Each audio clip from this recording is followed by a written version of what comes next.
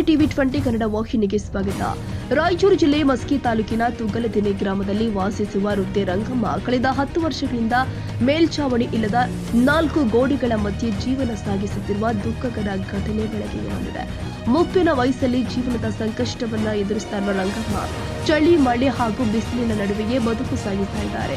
ವಾಸಿಸಲು ಸರಿಯಾದ ಮನೆ ಇಲ್ಲದ ಕಾರಣ ದಿನನಿತ್ಯದ ಬದುಕೆ ಕಷ್ಟಕರವಾಗಿದೆ. ಇವರಿಗೆ ಇರುವ ಒಬ್ಬ ಮಗನು ಹೊಟ್ಟೆಪಾಡಿಗಾಗಿ ಹೊರಗಡೆ ಕೆಲಸಕ್ಕೆ ತೆರಳಿದ್ದು, ತಾಯಿಯನ್ನ ತನ್ನೊಂದಿಗೆ ಬರಲು ಕರೆದಿದ್ರು ಕೂಡ ಹುಟ್ಟೂರನ್ನ ಬಿಟ್ಟು ಹೋಗಲು ರಂಗಮ್ಮ ನಿರಾಕರಿಸಿದ್ದಾರೆ.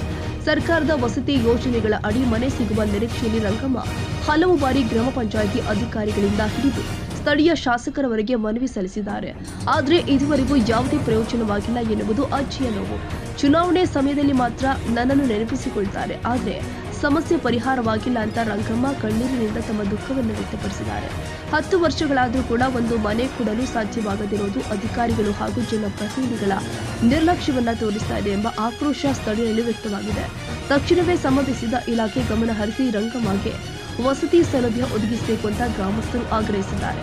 ಬಸವರಾಜ್ ಹೂನೂರು, ಟಿವಿ 20 ಕನ್ನಡ, ನಿಂಗಸೂರು.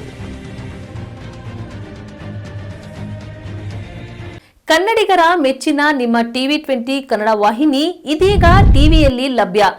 ಕರ್ನಾಟಕ ಮತ್ತು ದೇಶ ವಿದೇಶದ 360 ಡಿಗ್ರಿ ಸುದ್ದಿ ವಿವರವನ್ನ ಪಡೆಯುವುದಕ್ಕೆ ಟಿವಿ 20 ವಾಹಿನಿಯನ್ನು ಲೈಕ್ ಮಾಡಿ, ವಿಡಿಯೋಗಳನ್ನು ಶೇರ್ ಮಾಡಿ, ಕಮೆಂಟ್ ಮಾಡಿ, ಸಬ್ಸ್ಕ್ರೈಬ್ ಮಾಡಿ.